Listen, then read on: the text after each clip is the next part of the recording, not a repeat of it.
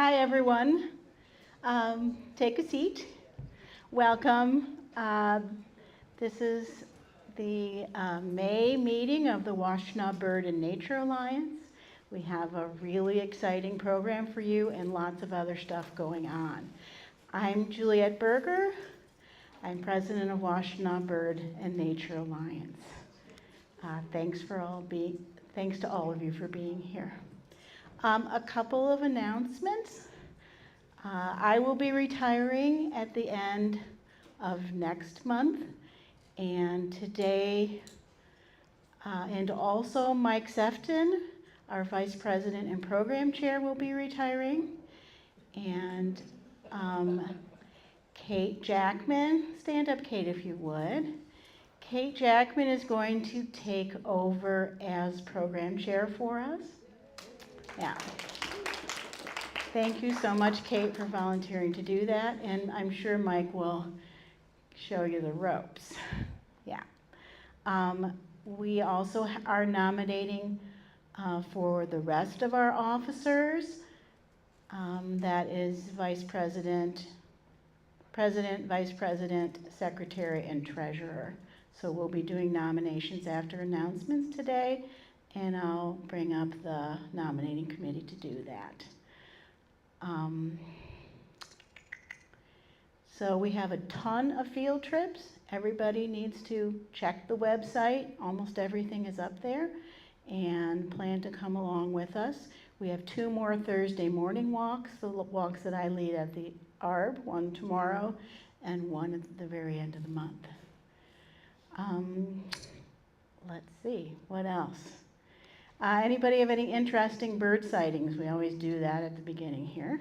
Roger, seen anything good? Well, I was going to tell you this privately because Sorry. really solidly claim this. Yesterday, I was sitting in my living room, looked out the window. A small bird came and landed in a bush, probably 40 feet away from me.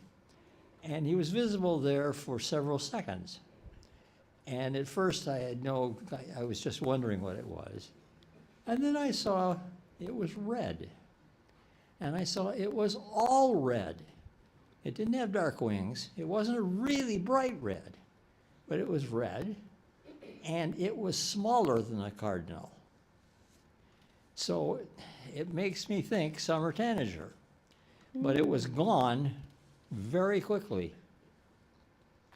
Okay, so we need to start checking Miller Woods, which is in Roger's backyard, for a summer tanager. Thanks for that information, Raj. Awesome. That's awesome. I want everyone to know that our diversity, equity, and inclusion statement is on our website, and that everyone is welcome. You can read the full statement, but we're not removing our DEI statement from our website, and we never will. So there you go. Tonight, first, I'm going to bring up the nominating committee, and they've been busy for about the last year looking for candidates for president for when I retire next month, and also for other officers and other people that we're bringing onto the board. We've got a lot of new board members. Tim McKay, raise your hand. Tim's our new conservation chair. And Kate, as I said, is going to take over as program chair. Jessica here is our secretary, and Keith is our treasurer. You may know Mike Sefton, who's been our longtime vice president and program chair. Carrie Clapp is in the back by the swag. Carrie does our communications, and she sends you a monthly list of all the things that are coming up, events through our organization. If you need swag, which everyone does, David Amamoto is going to be helping us sell that. And Diana Miller is our membership chair. Thank you, Diana. So if you are interested in renewing your membership, which will be a necessary thing to do before we vote for officers next month, you will see Diana. So here, yes, Keith? Forgot Matt and Oh, Matt? and Victor. Right, Matt, there we have Matt Spohr, right there. Field trip chair currently. And Victor is going to be presenting tonight. He's up in the peanut gallery right now. He's our education chair, and he leads our BIPOC bird walks and does all kinds of events with schools, and he's kind of everything everywhere all at once. So thank you, Victor. Thank you, Matthew. And thank you to the other members of the board. And James Weir has also recently joined our board, kind of in a at-large capacity, but I think we'll be hearing more from him. So here, let's bring up the nominating committee, and you can do your announcements here. Jessica's going to take over here.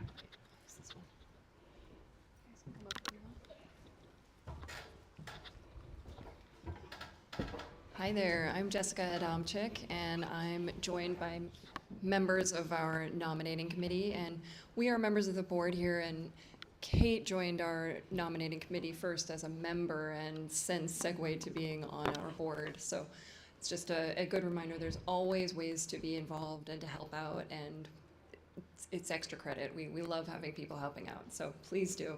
So one of our tasks as a nominating committee this past year was to seek out candidates for Juliet's position as she was retiring, Mike's position as he's retiring, and then also Keith and I as secretary and treasurer, we want to be renewing our officer roles with you as our members every 2 years. That's what our board bylaws have stated. So we are putting together a slate tonight for our members to vote upon at the June 18th annual meeting.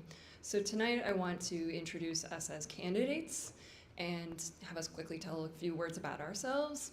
And then we will also do a call for nominations for the vacant vice president position. So first I'd like to introduce Matt. Would you like to come up and just say a quick word about yourself for the president role? This is Matt Spohr.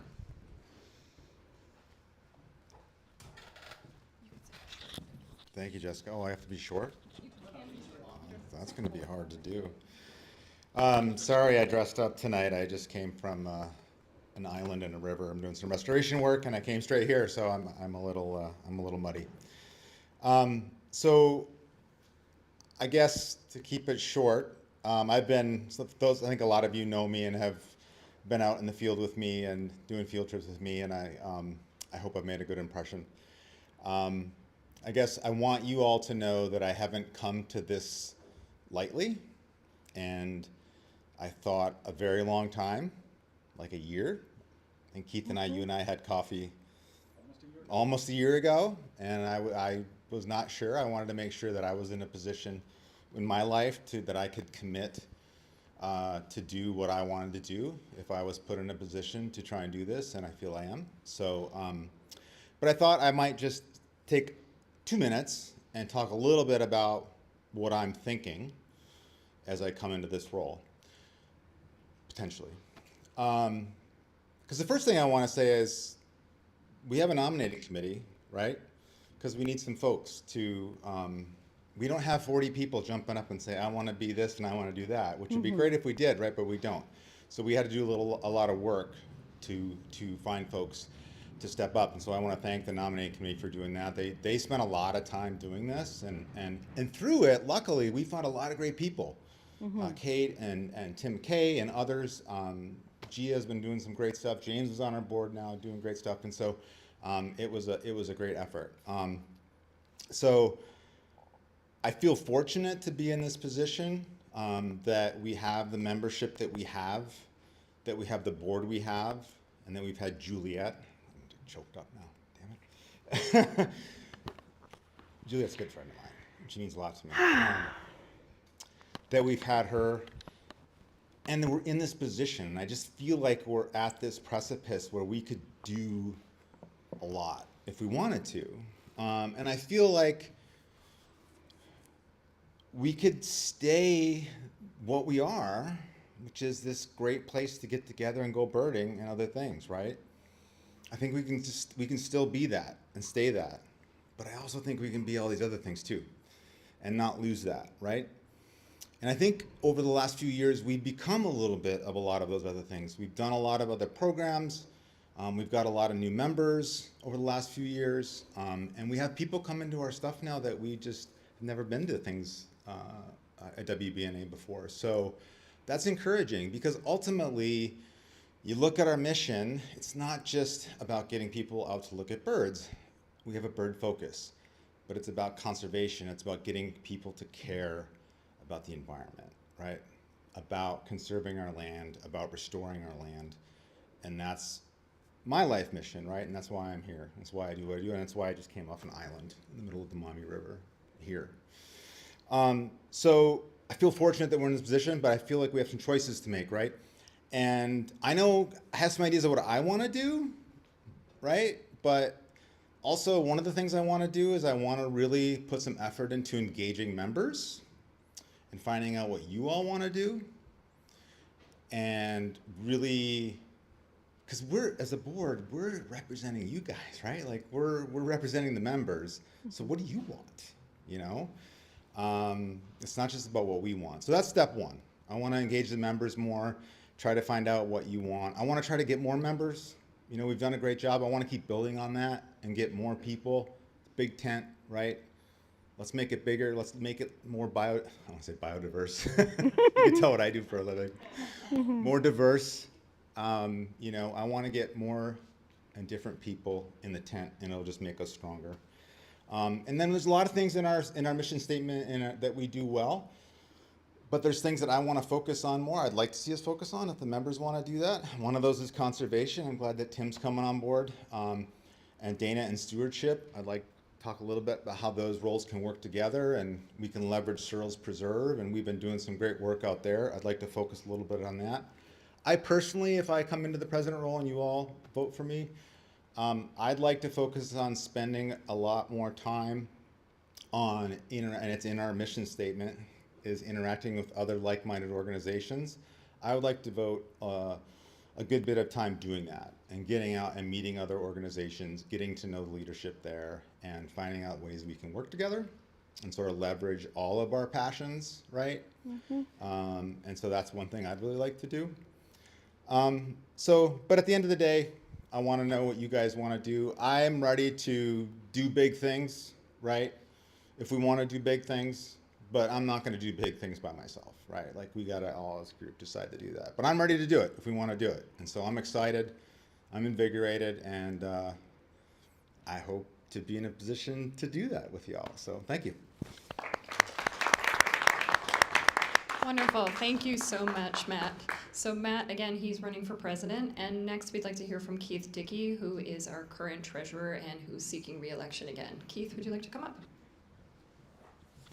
Hey, thank you all. And I just want to say a thanks to Matt for raising your hand. And I fiercely appreciate your focus on mission. That resonates strongly with me. So thanks. I'm excited to have you potentially leading this organization.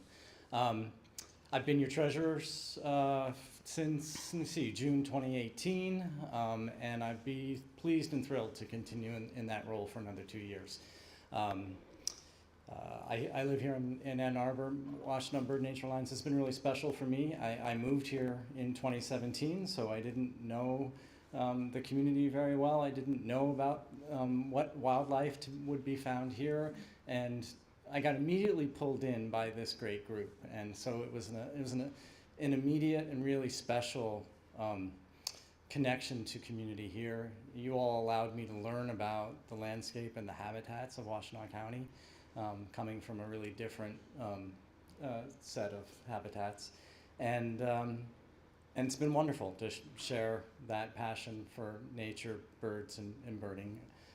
And so I feel passionately about this organization and would be thrilled to continue to support the board and the organization.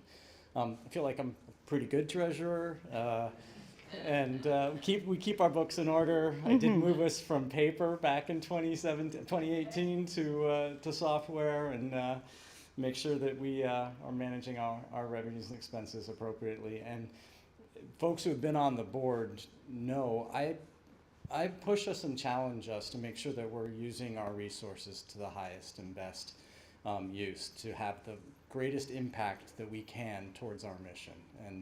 And I challenge us.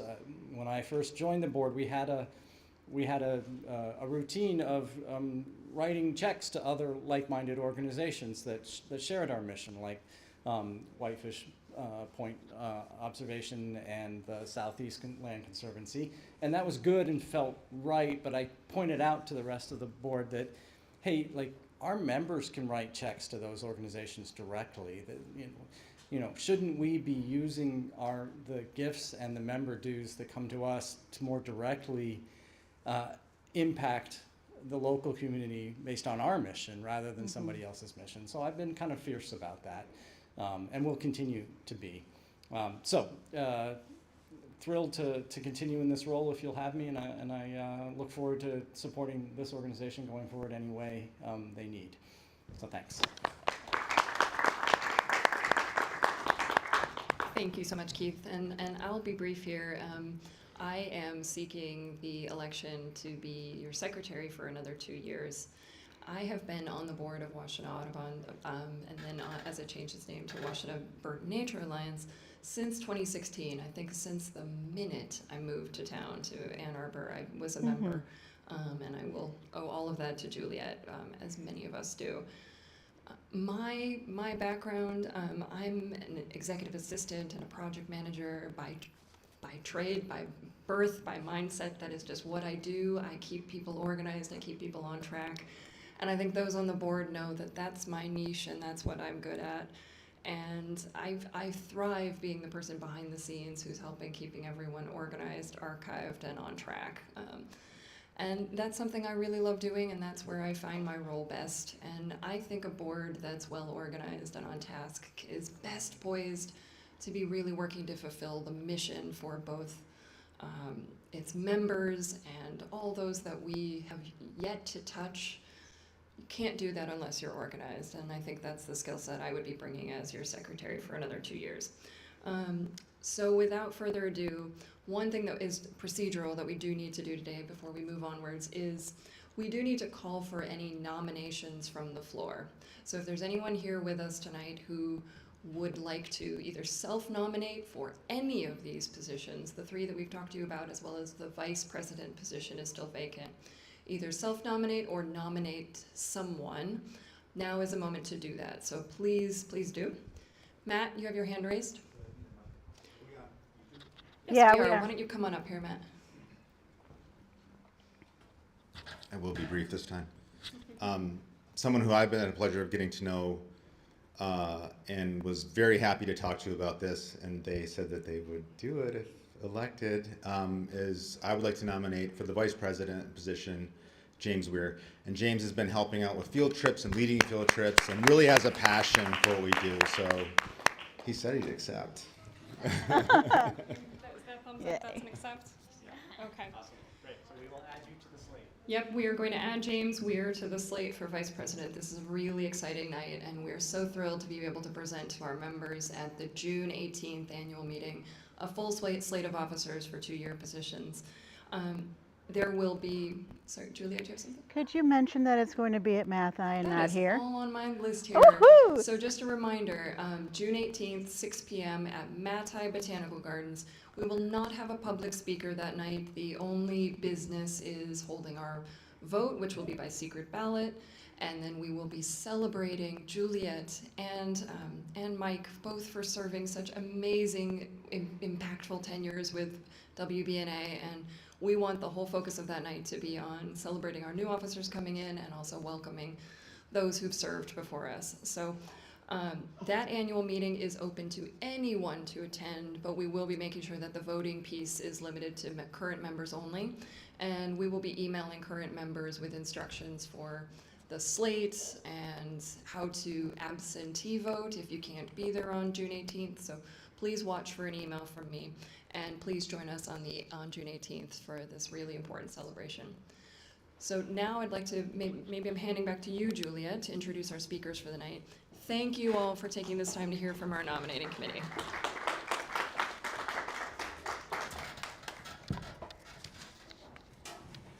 Hi, everyone. So we're so excited tonight to welcome Victor Chen and Brandon Freeman to give us their presentation on Black Birders Week and why it's important. Black Birders Week has not been around for very long, but already Victor has planned many events for that time for our organization, and around the country, Black Birders Week is being celebrated in many, many communities. Victor is our education chair, as I mentioned before. He leads our BIPOC walks. He coaches Feathered Friends in Ypsilanti. He leads library walks for families, and he does just about everything that there can be done with kids and families and people that need to know about stuff. And Brandon Freeman received a special award for outstanding service to our organization last year. He was part of our name change committee and helped out a ton with that group. And he's the founder of Shades of the Outdoors, which is a BIPOC outdoor nature group, wonderful thing. And they have events all over the area, and you can find them on Facebook, right? So without further ado, thank you so much to Victor and Brandon.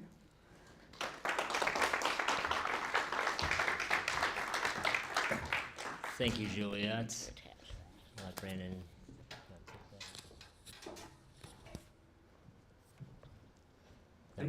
Yeah.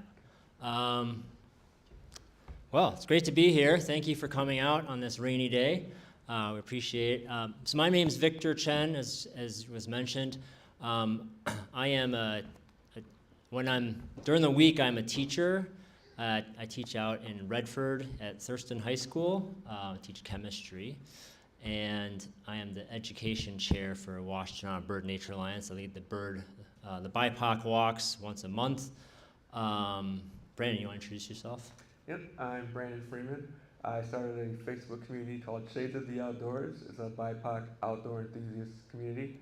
The goal of it is to help people of color re-engage with the outdoor space, and I use re-engage intentionally because we've always been here. Our stories have been suppressed, and I say re-engage because we're going to tell our stories now and be proud about that, and reclaim the space that it's for everyone.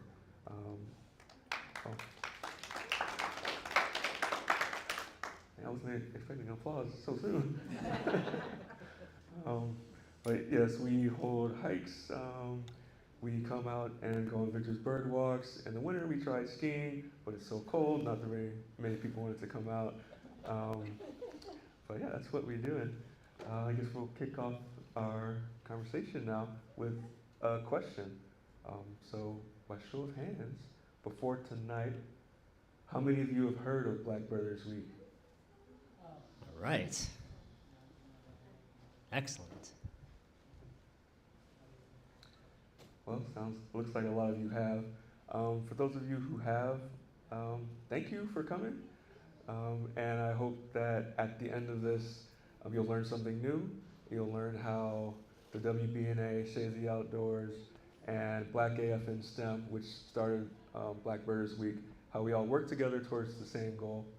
And for those of you who have not, thank you. I'm always excited to share my love of the outdoors to people who might not know about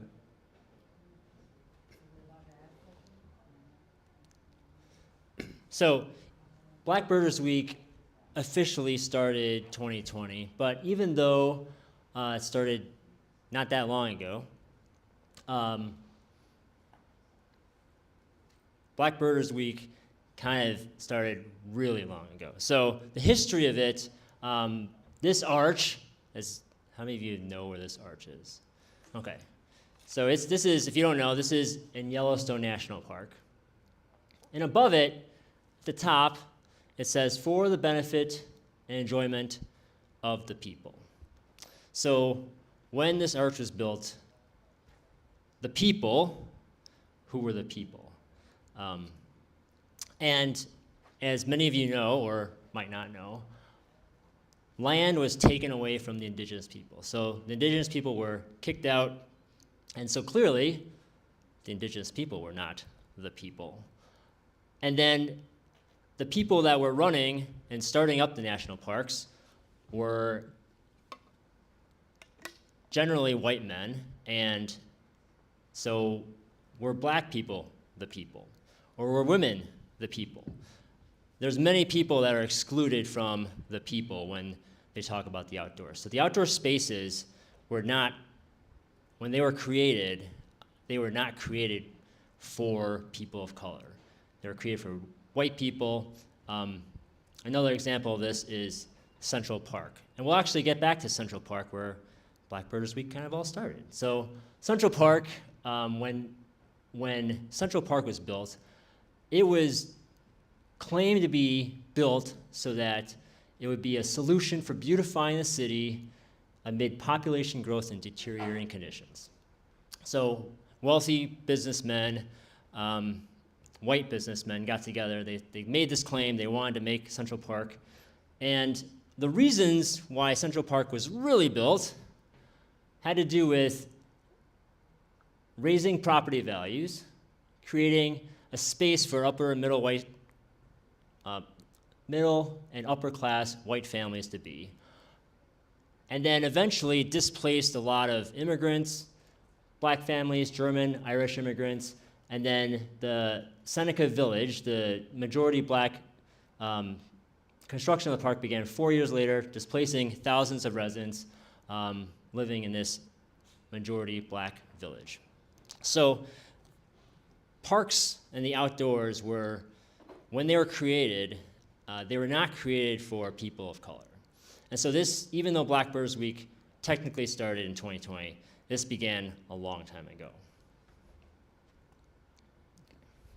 So Victor outlined the history of the outdoors, but it's important to note that that history of discrimination, it's not just the history of the outdoors, it's the history of America, and it's also, unfortunately, the history of birding.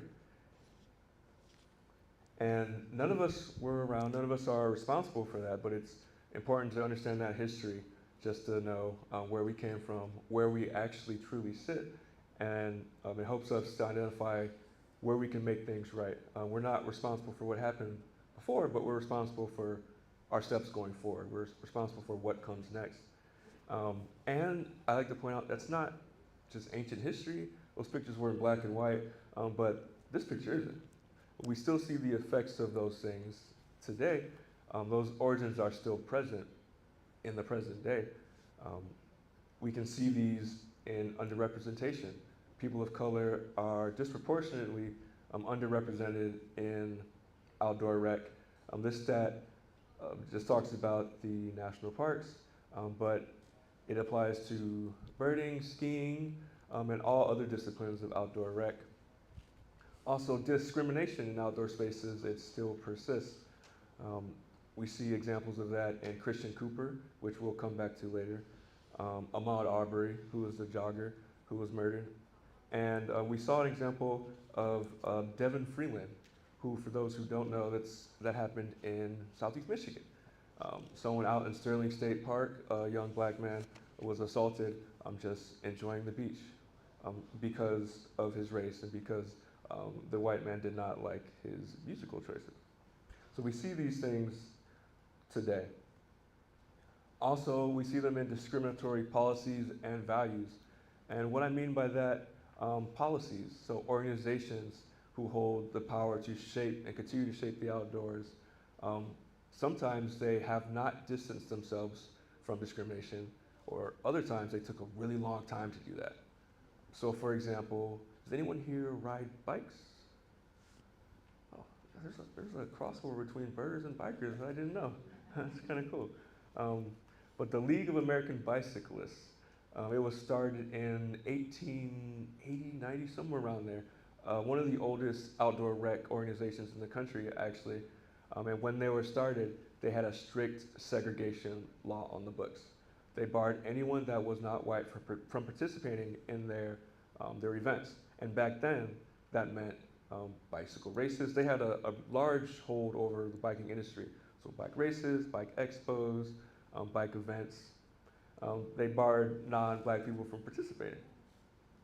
And that was on the books all the way until 1990.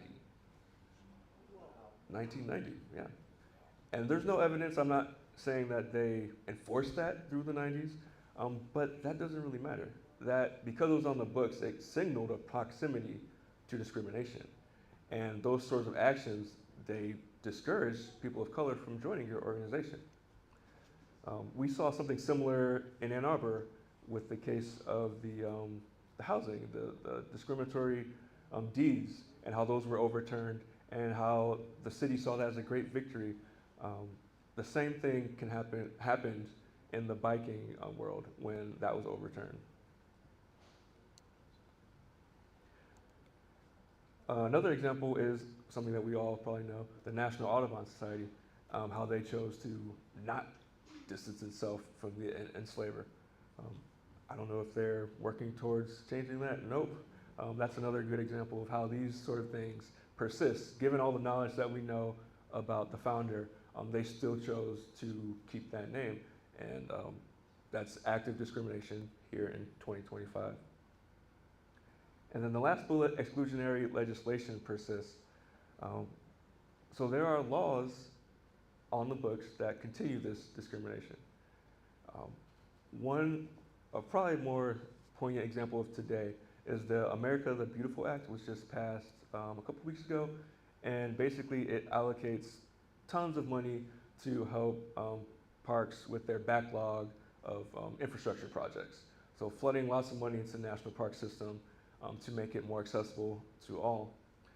But at the same time, members of Congress support measures that strip people of their nationality from birth. They support measures like the Muslim ban. So at the same time, legislators are saying these things are open to all. They're rewriting the definition of what it means to be an American. Those two things might not seem directly related, but it all forms this infrastructure, the system of discrimination that we see in the outdoors and in all of the sports and places that we love to enjoy.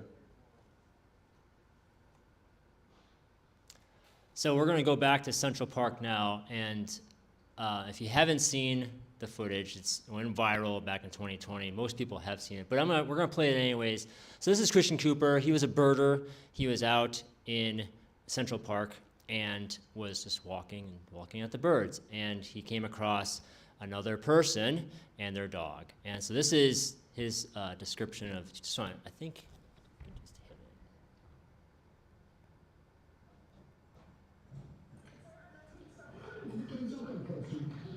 Christian, a 57-year-old Harvard-educated science editor, was birdwatching in a wooded area of New York Central Park called the Ramble when he encountered a woman whose dog was loose. I said, "Excuse me, ma'am, but dogs in the Ramble have to be on the leash at all times." And she said, "Well, the dog runs are closed." What made you pull out the phone and start recording it? Well, that's a little bit of the irony. It had nothing to do with race. It was just a conflict between a dog walker and a birder. Please don't come close to me. Please call the cops. She basically pulled the pin on the race grenade and tried to lob it at me. She says, though, at one point that you said to her, "Look, if you're going to do what you want, I'm going to do what I want, and you're not going to like it." That's absolutely true. Okay, so that happened. I think we can just. Oh, there we go. So after that happened, a group of scientists and outdoor enthusiasts, they talk. I think they talk. I don't know how often they talked, but they formed this group called Black AF in STEM. So from their website, I'm just going to read this. Black AF in STEM collective seeks to support, uplift, and amplify Black STEM professionals. STEM is science, technology, engineering, and math. Black STEM professionals in natural resources and environment through professional development, career connection, and community engagement. We aim to inspire new audiences to engage in nature and share the stories of the black conservationists from across the African diaspora. So they came together, they were talking, and this happened. And I think out of that, they said, wow, we have to do something. So they started talking. That was their conversation topic of the week. And this is Cassandra Ford, who then was a graduate student and now is a professor. I don't know if she was a grad student at, but she's now a professor of fisheries and wildlife biology at the University of Minnesota. So her, one of the quotes that she had was, it was definitely a response to Christian Cooper incident in Central Park and our group's discussion of how a lot of us may have had incidents similar to that. Maybe not as extreme, maybe just as extreme. I think her goal and shared vision was to showcase that black people do enjoy the outdoors. We're already out there, but we also need to have some pretty serious conversations on how to make it safer for us. That there are definitely problems associated with us going outdoors that shouldn't be the case. And I think Brandon, as he mentioned, we're right out there. So that's why we have this week. That's why the week was created, and that's why we're having this conversation now. Yeah. On this slide it says, Black Birders Week is important because these issues affect your community members, your friends, and you. And I have a story how it impacted me. And maybe some of you can be able to relate to this story. So for those of you who don't know, I love backpacking. I'm not that good of a birder. I can identify robins. Victor's trying to teach me. I'm a work in progress. But I love backpacking. I just put on my backpack and I can just walk for miles, walk for days. And a couple years ago, I had a chance to go on like my bucket list trip, Isle Royale National Park. And that's probably a great place for birders too. I saw some loons. First time I ever seen a loon was up there. And I had a weekend in June, and that island was my home. For those who don't know, it's way up in the middle of Lake Superior, very hard to get to. It's about a 10-hour drive from here, and then a 6-hour boat ride, or like a 45-minute seaplane. And there's a trail on the mountain that traverses from east to west called the Greenstone Ridge Trail. It's about 45 miles, and that was my task, complete that trail. And at that point in my life, that would have been the longest through hike I've ever done. So I was really nervous, and I took a lot of preparation. I had to pump myself up, but I did. I started on Thursday, and by Saturday morning, I was pulling into the other side of the island, and it was an amazing experience. It was just so remote, so quiet. I saw so many moose that I couldn't even count, and I turned my body into a mosquito buffet, but I didn't even care, just because waking up to the sounds of the loons and seeing the moose and being amongst nature was just so peaceful.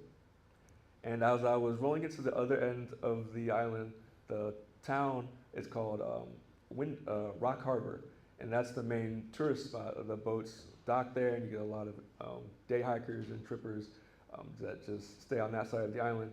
So as I was coming in, I was texting my wife. I have a Garmin satellite device. There's no cell service there, so I rely on that when I go into the backcountry. And I was texting her, like, I did it, I'm done, I'll talk to you later.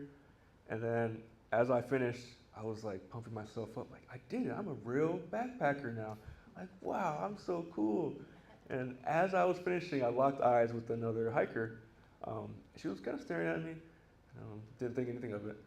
And as we got closer, I noticed she was really staring at me. But I saw she was staring at my Garmin. I keep it clipped to my chest right here for easy access. And I assumed, oh, she must want to talk about this piece of gear. I love talking about gear. Maybe she wanted, to ask me where I got it from, something like that. And as she got closer, I went to say hi, and she spoke first. She pointed at my chest.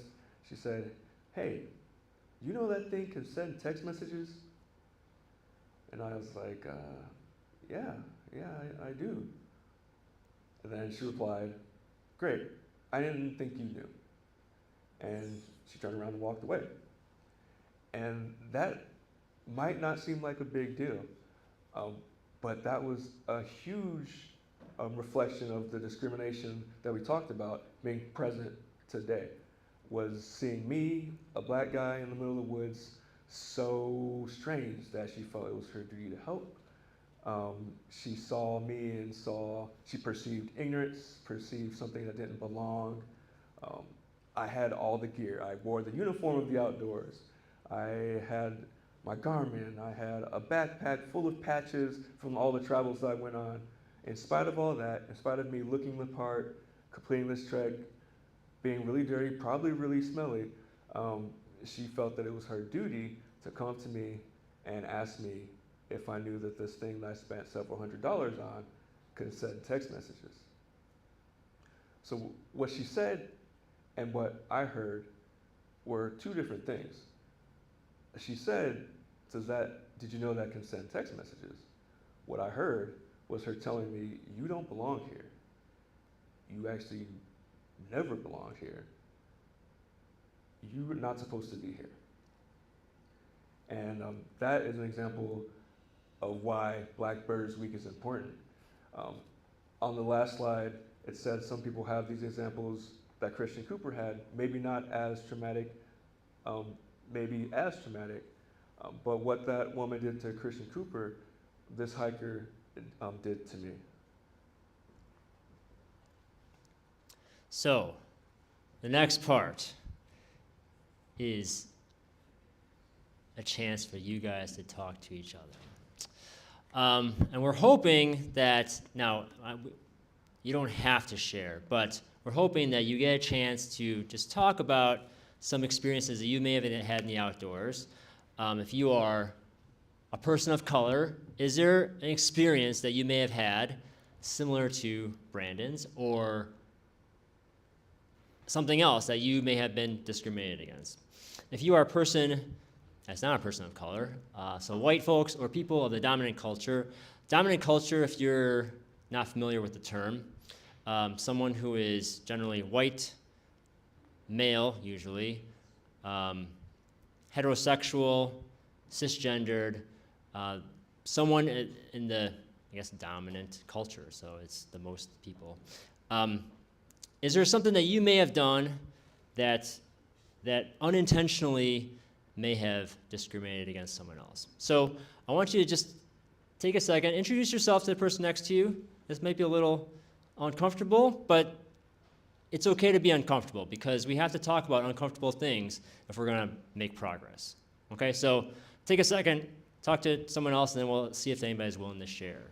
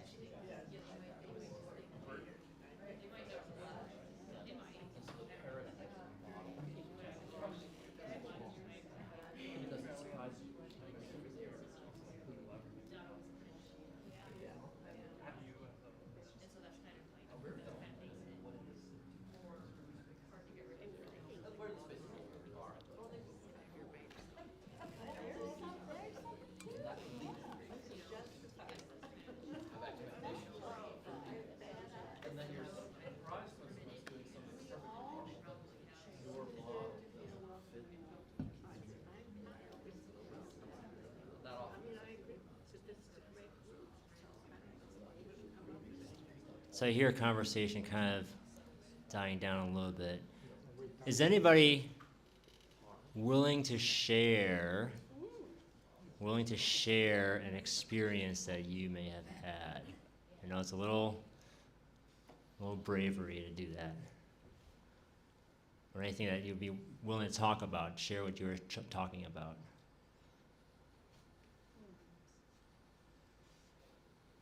Okay. Thank you, Tim. So Kate and I were talking about the way in which most of us, one way and another, have models for the kinds of activities that different kinds of people engage in different kinds of places. And one way that I have felt that being outdoors is that, here in this community, is that if you're outdoors along the river, you will see people engaged in different kinds of activities. And I think my own probably incorrect models for who will be doing what outdoors are very different for people who are jogging on the bike path, people who are birders, and people who are fishing. And I just have these sort of models, and it leads people to make mistakes about being surprised or having expectations for what you think people might be doing when they're in spaces because of those kinds of models that these kind of paradigms we have in our mind for who does what and where.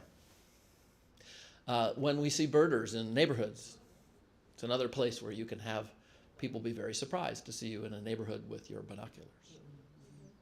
Right. So. Thank you. Anybody else willing to share an experience or conversation that they had? Marilyn? I was just going to say, and it's a little off maybe what you were interested in hearing, but since you started the story about Christopher Cooper, the irony of it was that he was so quick to get this videoed, and he is such an impressive person that it all turned out very well for him. He became more well-known. He made this wonderful TV series on birding that I watched and enjoyed and was quite amazed by his ability and learned a lot from him. So I was very impressed with that particular blackbirder. I have something different to say. I think as a female president, I got emails from people who would basically tell me to, stay in my place, stay in your lane. And I wouldn't use any names, but I felt like if I were a white man and maybe not a Jewish woman, that I might not have gotten those kind of stay in your lane lady messages. Thank you. All right, should we go on? So this is a little video, and it is about the origins, the conversation that they had to how to start Black Birders Week. So I think if you just click play.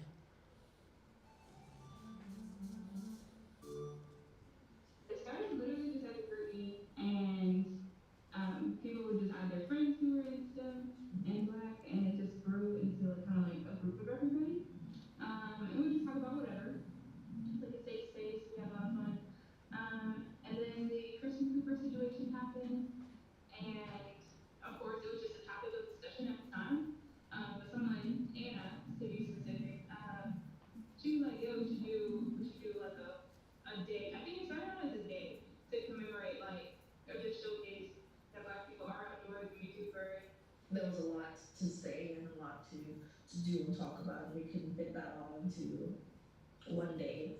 So we made it a week, and we really just wanted everybody to know what Black birders or other naturalists in the field face, just trying to be outside, when really we're just trying to either do work or just enjoy the outdoors like everybody has a right to.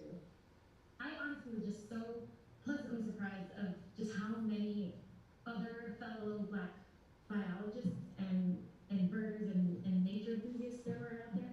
I absolutely loved it. Okay, so you kind of get the idea.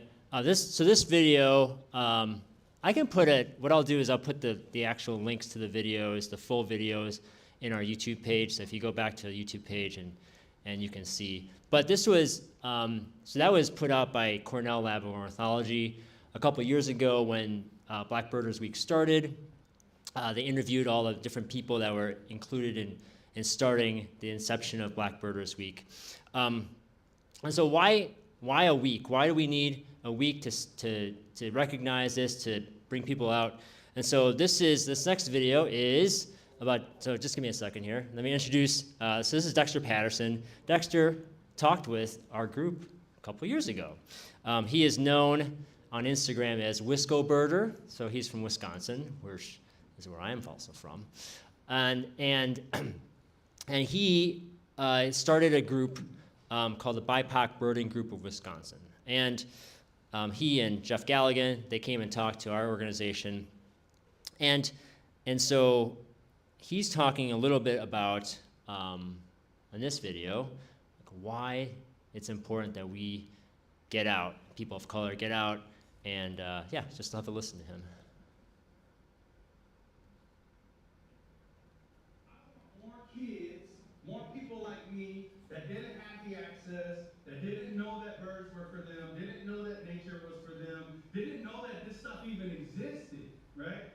I want them to know that it's there. So I was like, my mom always raised me, if you see a problem, you're either part of it or you're gonna be the solution. That's how I was raised.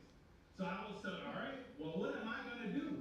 Because as I started paying attention, folks, as I started learning more about birds, I started wanting to go bird watching. And I would go to all these traditional bird watching spaces, and every single time I was the only person of color. Every single time. And I never saw anybody like me leading. That was a problem to me, right? To me, that was a problem, and I felt like I could be the solution. I could be that person that creates the spaces for more people of color to get outside. For more people of color to be like, wow, birds are amazing. Actually, I do belong in nature. Actually, I do belong in the woods. I always tell people, birding is for everyone, even you. Nature is for everyone, even you. Yes, Dexter, thank you. Oh, there we go. So more on why we need Black Birders Week. I mentioned that we're not responsible for what happened in the past, but we are responsible for moving forward, what we can do next. And that's why forums like this are so important. That's why Black AF in STEM, the WBNA, and Shades of the Outdoors coming together to form a coalition is important. And it's not just important for teamwork, but it's important for sharing different perspectives. And this is an article from Nature, Ecology, and Evolution that talks about the importance of different perspectives. And we all have the same goal, protect birds, protect nature, and get as many people as we can out into these spaces to enjoy them with us. But we can't do that if we only look at it through one lens. And this article, it shares a perspective from like field work. I'll leave this quote up there for you to read, and I'll kind of talk a little bit about it while you're reading. But when you send someone out in the field work, it's important to understand who that person is and where you're asking them to do that work. Especially in Washtenaw County, if you send certain people out in more rural areas, they might not feel safe, especially in the political climate. So you need to be cognizant of that. As part of my work with Shades of the Outdoors, I worked with another local organization, they're a land conservancy, and they ran into a similar problem like this, where they would send people out on field work, and the work wasn't getting completed. Turns out because they didn't feel safe going into these neighborhoods or these farms with Confederate flags or Trump signs posted in the yard for obvious reasons. So they implemented strategies to avoid that. Now, no one goes out alone. They don't send certain people into certain neighborhoods. They're more cognizant on safety, and they're able to accomplish their goal of getting more land protected in the conservancy and keep their field workers safe. And this article mostly deals with field work, as I mentioned, but that can apply to outdoor rec also. Birding can be super intimidating, especially in Ann Arbor. Ann Arbor is a very educated city. And for someone who is learning something for the first time, it's intimidating, especially if that person is an adult. I'll use myself as an example. I first birded in my 30s, so there's that aspect. There's also the aspect of, I don't know these neighborhoods I'm going into. I don't see other people like me out here. I hear everyone here is such an expert. They know all these birds. Certain birds I think are cool. They're called common, like common grackle or common hawk, you know? And that's a super intimidating, and it perpetuates that culture of exclusion. I'm not pointing fingers at anyone here, but it's another perspective to consider when we go out on the field trips or ask people to do certain types of field work.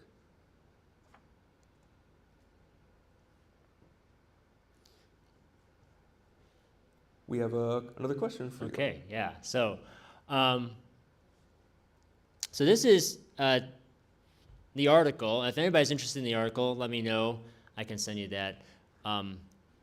But the article talks about perspectives, and so something that a lot of for instance, what the article is talking about was supervisors sending people out. They didn't have that perspective, right? Or if you are not the same as someone else, we are all different, you don't have the perspective of their experience. So we're gonna try this again, just in a couple minutes. Just talk to your neighbor. Is there something, if you're white, is there something that you do on a regular basis that might put a person of color in a different position, awkward position, or at risk? If you're a person of color, is there something that you enjoy doing that you might have to take a little bit more caution in doing than a white person might? Okay, so just take a few minutes, talk to your neighbor again, and then if there's someone that's willing to share at the end, we'd love someone to share. So, all right, go.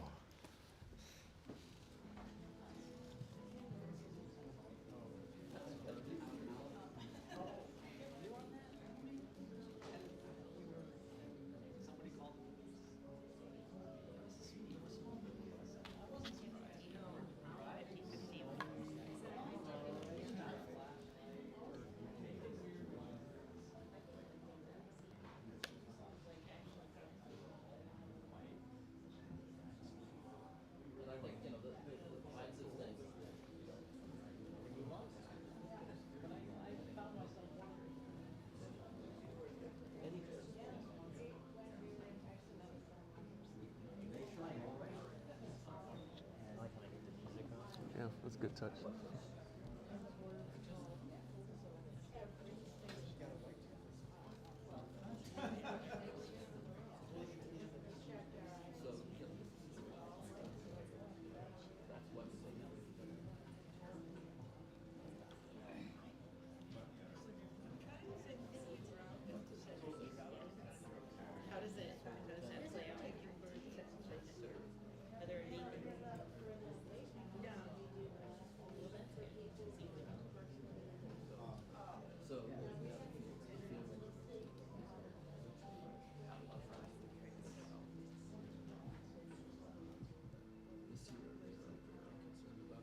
All right. Is there anybody that's, I heard some good conversations. I wasn't able to get around. My normal teacher move would be just to hop right into your conversation, but I have a microphone that picks up all the sounds, so I didn't want to intrude. Is there anybody that's willing to share what they were talking about? Something that came up, or a situation? Yeah, all right.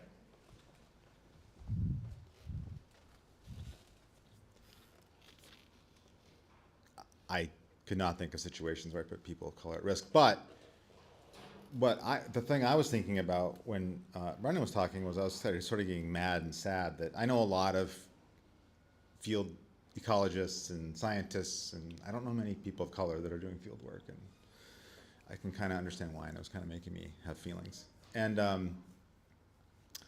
but then I was thinking about it, like if I was in a position to send somebody in the field by themselves, like you were discussing, in the middle of the woods to study herps, for example, like I felt this confliction, you know, this sort of white person tying themselves in knots trying to do the right thing and then getting paralyzed. Like on the one hand, like would I be too oblivious to think about that risk? If I did think about that risk, would I be too worried about saying the right thing? Like, oh, am I gonna offend the person if I like bring up the subject? You know, like, well, you're a person of color. Is it okay for you to go out in the woods by yourself? Oh, I shouldn't say that, should I? And then I don't know what to say, and then you don't say anything. And then so there's that kind of dynamic going on. I think people deal with that, like paralyzation of not knowing what to say because they don't feel like they can talk about it. So I don't know. That was just a hypothetical running through my head that I could see myself getting into. I'll get you this article. Thank you. It's actually, it's very good, so it talks about that. Yeah. So I don't want to monopolize the conversation, but you ask about people of color in the woods, and how many women have ever thought about, am I safe in the woods? And how many men think about, am I safe in the woods? It's a real issue. Anyway, I'm not to diminish how people of color feel in the woods, and I have heard stories about people of color being assigned to parks to do independent restoration work and having the cops called on them. Yeah, so that's a real thing. Yeah, so this article talks about people who are transgendered or different religions. And so I can get you this article too. So that was, because I was talking to Brandon about this, because I do breeding bird surveys for you, and thinking, you know, you stand in the woods and you have to stand there for 10 minutes with binoculars, and I was telling Brandon this, he's like, I would never do that, right? Because it's a situation that you're, because I got people walking by and they're like, well, what are you doing, or what are you up to? And so so I have to show them my clipboard. I show them the official NAP thing and say, I'm doing this for the city. I'm like, oh, okay, all right. But you know, people walk by and they ask questions. So, anybody else want to share? Oh yeah.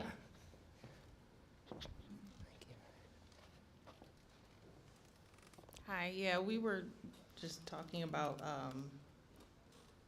you know, what things that, I don't know, this makes me kind of emotional because I'm always thinking about, I like walking, so now I always have to think about, is it okay to walk here? Is it okay to take this trail? Do I need to think about what time to go? So that's always been hard for me. And then as far as like the birding, I just started becoming interested in that. And that's also been like a hesitation. So anything that's outdoorsy or anything like that has always been a hesitation.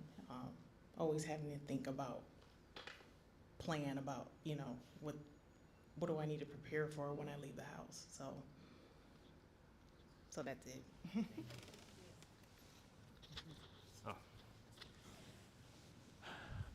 I've been chasing birds in this county for about 5 decades.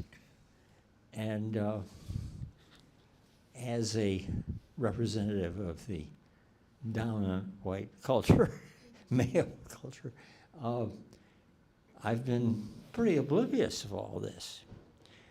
I knew, for most of this history, I've known 2 black women who were birders. And it was a long time before I realized how much of an issue this was for them. They were capable. You know, I knew that they knew what they were doing out there, but they weren't comfortable. And I didn't realize that. I had assumed that this birding community, we're all nice people. We all like to look out for each other and so on. But, of course, this is before you started this black birders business. And these people felt really alone. And I didn't realize that until I had quite a conversation with one of them.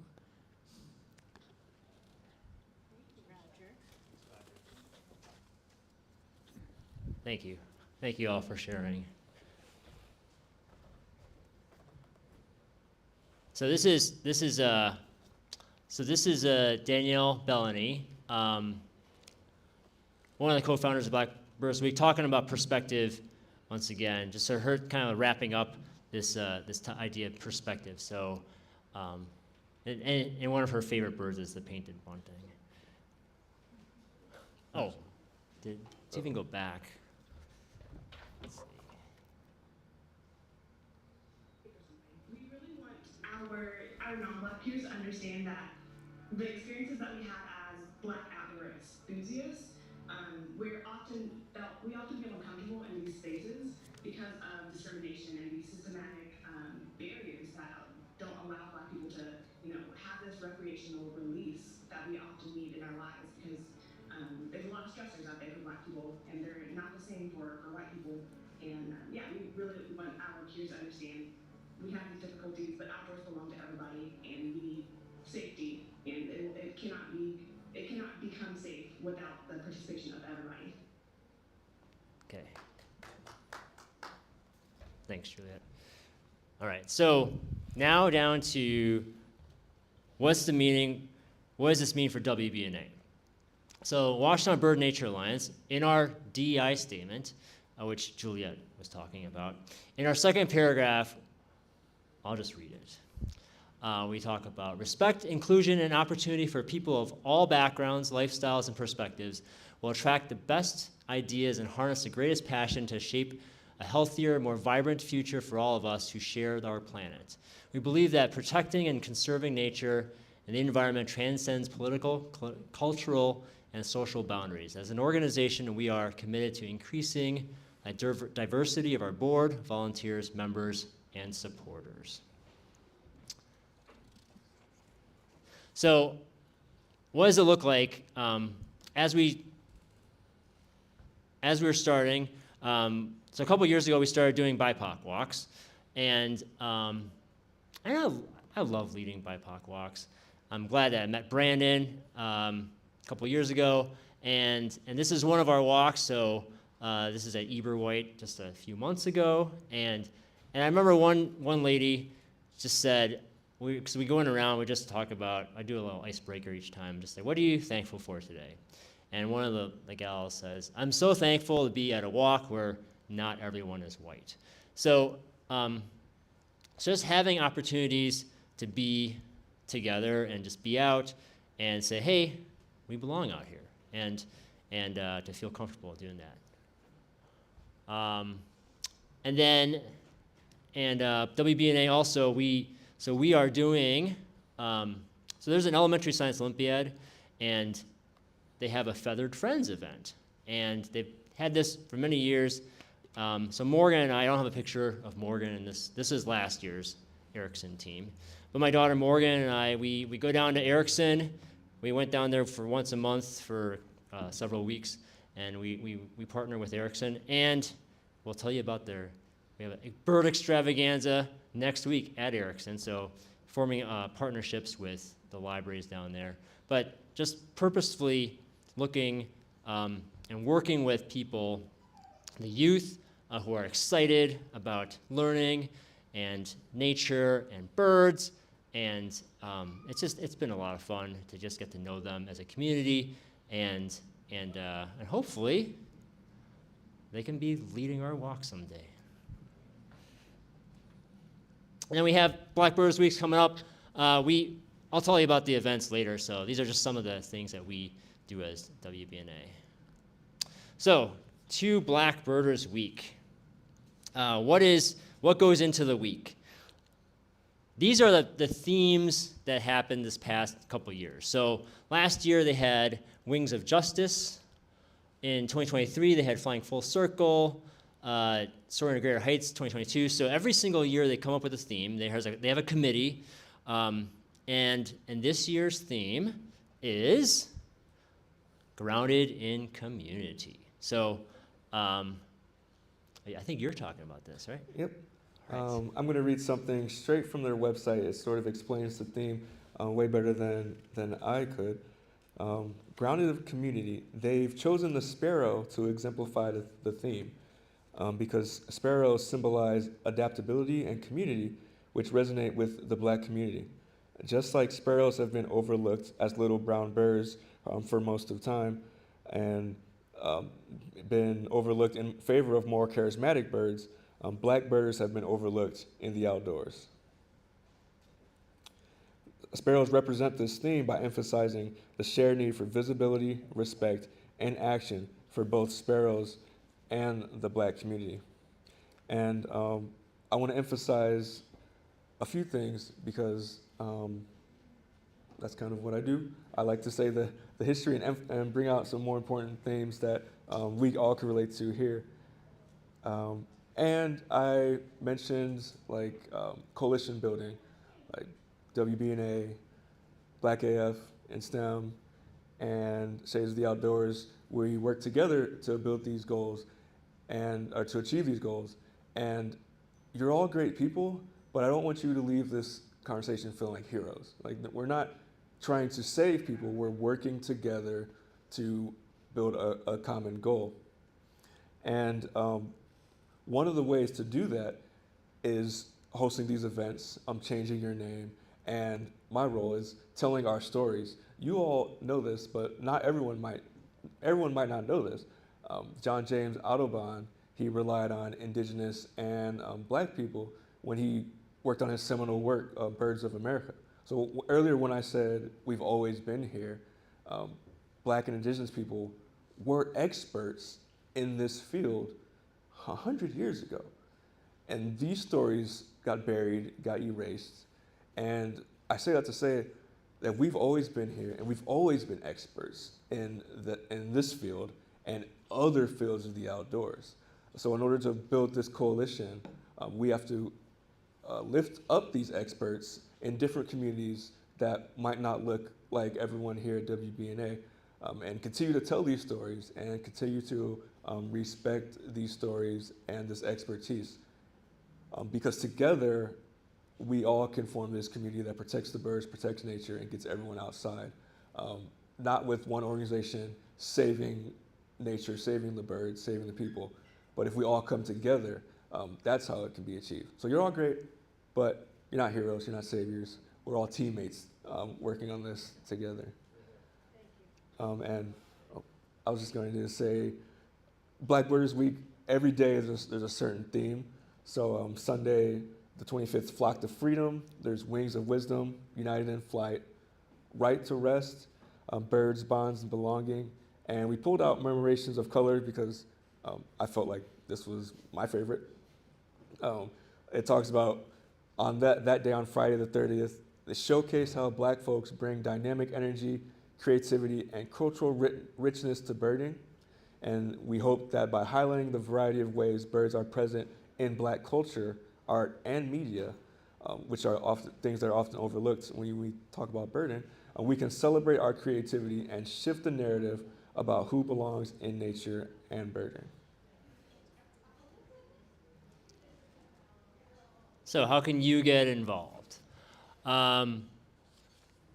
We got a lot of events. Come out to the events. We are starting off, so as Cassandra Ford said, the professor, I've personally seen some positive things come out of Black Birders Week. I've seen a lot of white allies come out of the woodwork and realize that they might have been silently supportive before, but we need them to take a more active role in it. So I'm inviting you all, everybody, to get involved. This Sunday, we kick it off. So we have a walk at 2 o'clock starting at Wheeler Park. Just come on down. We'd love to have you. If you're new to birding or if you just want to get outside and take a walk, we're going to be down there. and we'll just take a walk around. You can go ahead. And then Wednesday, the 28th, I talked about the Erickson Elementary School. There's going to be several organizations at Erickson from 5 to 6:30 p.m. So we will have Leslie Science Nature Center. They're going to do a raptor presentation for the kids mostly, but adults can also go to see the raptors. If you've never been to a Leslie raptor demonstration, it's pretty cool. They'll bring one of the owls or their hawks to the space, and they'll talk about it. We have Michigan Audubon is going to be there. Ypsilanti Libraries is going to be there, having some activities for kids. Ryan Henyard, the photographer, is going to be there, showing his art and photography. And then we'll be there. We're going to be there. We'll have a table. We'll have binoculars out. We'll do some birding in Nancy Park. So Erickson Elementary is connected to Nancy Park, and we'll just walk around. We're just gonna have a good time. So come on out. It should be a lot of fun. And then Thursday, I'm partnering with the Inkster Library, and we're going to do a walk down at Inkster Park in Wayne County. So if you're interested in visiting a new park, or if you've been there before, come on down with that. And this is not the same person. This is the last person is another person in the video, Sheridan Alford. I couldn't get the picture to change. So if you can click on that. Message your DMs and ask, I'm not Black and I'm not a birder, but how can I participate and how can I be involved? I think everyone's consensus is just do it, repost, support, all support is good support. So we definitely encourage everyone to participate. Even if you don't identify with the title, you still identify with birding, you still identify with nature. And so we definitely encourage, it is for Black birders, but everyone can be for that same. Right, that's what Brandon was talking about. So one of the things they mentioned is social media. Every day of the week they have a theme, and if you're a social media person, then if you get out, try to do that theme, hashtag it. Our Facebook page, I plan to have the theme up every day, and then you can put pictures of whatever the theme is that day. So I'll try to think of, but we'll have the theme up there, and then all the different individual themes each day of the week. And that is it. Thank you for coming. Do you have questions?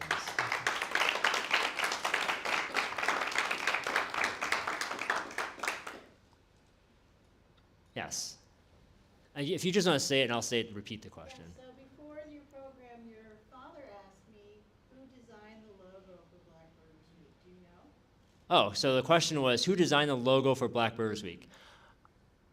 I don't know. But the group Black AF and STEM, I assume somebody in there is an artist.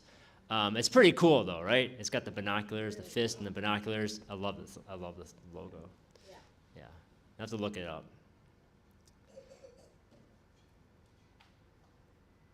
Other questions? If not, I have a quick plug. If you want to continue with this coalition building after Black Birders Week, on June 7th, I am leading a hike in County Farm Park at 11 a.m. in collaboration with the American Hiking Society and Washtenaw County Parks. It's going to be a lot of fun. There's going to be a raffle, chance to win up to $200 in Bivouac gift cards. It's a BIPOC hike. But allies are welcome. Everyone's welcome, of course. And also, I just found out recently that everyone who comes can get 1 month of All Trails Plus. So that could be cool. June 7th, Saturday, the first Saturday in June, 11 a.m. at County Farm Park. And can we cross-post that on our website? Why wouldn't we? I think so. Yeah, I think we can do that. Yep. Oh, All Trails. It's like an app that is specifically made for like hikers. It shows you all like the local trails in the area. It's pretty detailed. And the plus, it gives you like extra features like you don't have to be connected to cell service. I think it gives you virtual walkthroughs. I'm not an All Trails salesperson, so I don't know specifically, but I use All Trails, and it's gotten me out of some kind of sticky situations before, so I recommend it.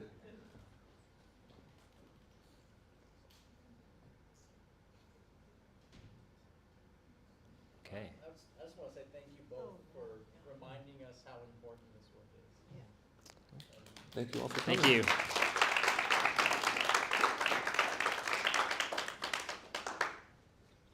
Thanks, Brandon.